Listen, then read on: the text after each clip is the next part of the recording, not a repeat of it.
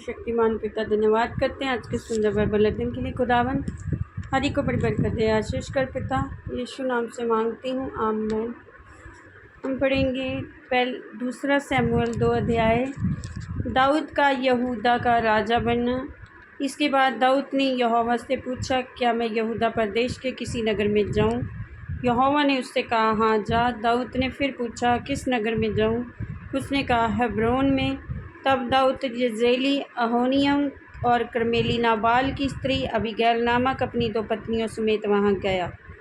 दाऊद अपने साथियों को भी एक एक के घराने समेत वहाँ ले गया और वे हरबोन के गांव में रहने वहाँ गए हरबोन के गांव में रहने लगे। तब यहूदी लोग गए और वहाँ दाऊद का अभिषेक किया और वे यहूदा के घराने का राजा हो। जब दाऊद को ये समाचार मिला कि जिन्होंने शाऊल को मिट्टी दी वे गिलाद के याबेश नगर के लोग हैं, तब दाऊद ने दूतों से गिलाद के याबेश के लोगों के पास ये कहला भेजा, यहोवा की आशीष तुम पर हो, क्योंकि तुमने अपने प्रभु शाऊल पर ये कृपा करके उसको मिट्टी दी। इसलिए अब यहोवा तुमसे कृपा और सच्चाई का बर्ताव करे, और मैं भी तुम्हारी इस भलाई का बदला तुमको दूंगा, क्योंकि तुमने ये काम किया है। अब ही आप बांधो, पुरुषार्थ करो, क्योंकि तुम्हारा प्रभु शाऊल मर गया है और यहूदा के घराने ने अपने ऊपर राजा होने को मेरा अभिषेक किया है। परंतु नेर का पुत्र अबनेर, जो शाऊल का प्रधानमंत्री सेनापति था, उसने शाऊल के पुत्र इशबोशेत को संग लेकर जाकर महनेम में पहुंचाया और उसे गिलाद अशूरियों के देश इज़राइल, एप्रैम, बिन्यामीन वरन समस्त इस्राएल प्रदेश पर राजा नियुक्त किया।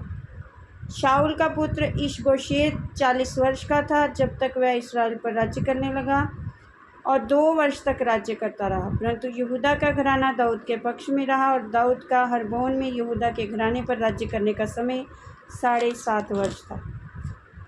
नेर का पुत्र अबनेर और शाऊल के पुत्र इशबोशेत के जन महनैम से गिबोन को आए। तब सरूया का पुत्र योआब और दाऊद के जन हेब्रोन से निकलकर उनसे गिबोन के पोखारे के पास मिले और दोनों दल उस पोखारे के पास एक एक और बैठ गए। तब अबनेर ने योआब से कहा, जवान लोग उठकर हमारे सामने खेले।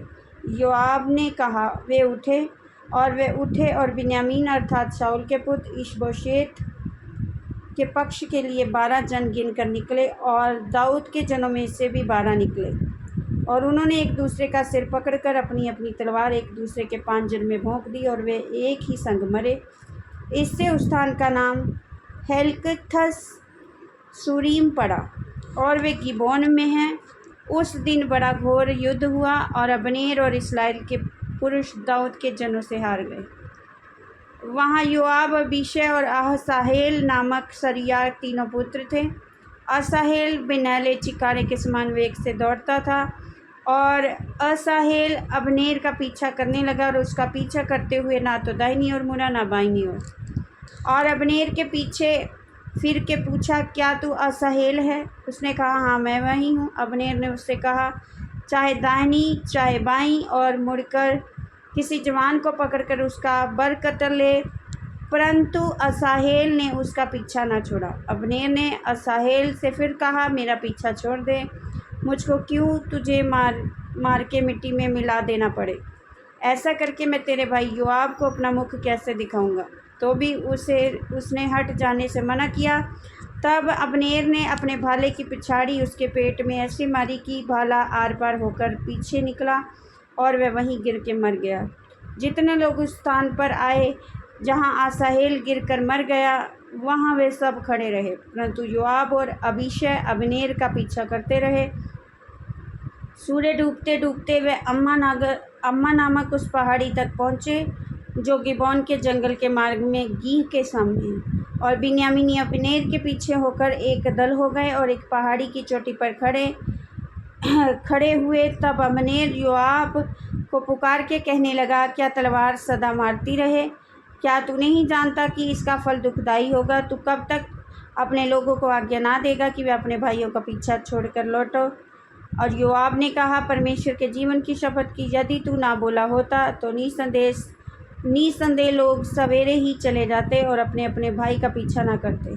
तब योआब ने नरसिंगा फूँका और सब लोग ठहर गए और फिर इस्राएलियों का पीछा न किया और लड़ाई फिर न की। अबनेर अपने जनों समेत उसी दिन रातों रात अराबा से होकर गया और यरदन के पार हो समस्त बित्रौन देश में होकर महनैम में पहुंचा। और जोआब अबनेर का पीछा छोड़कर लौटा और जब उसने सब लोगों को इकट्ठा किया तब क्या देखा कि दाऊद के जनों में से 19 पुरुष और आसेहेल भी नहीं हैं। परंतु दाऊद के जनों ने बिन्यामीनी और अबनेर के जनों को ऐसा मारा कि उनमें से 360 जन मर गए। और उन्होंने असाहेल को उठाकर उसके पिता के कब्रिस्तान में जो बैतलहम में था मिट्टी दी। तब योआब अपने जनों समेत रात भर चलकर पाँव फटते फटते हब्रोन में पहुंचा। इस वचन के द्वारा पर ब्लेस करेंगे। आमीन। सबको जय मसीह की।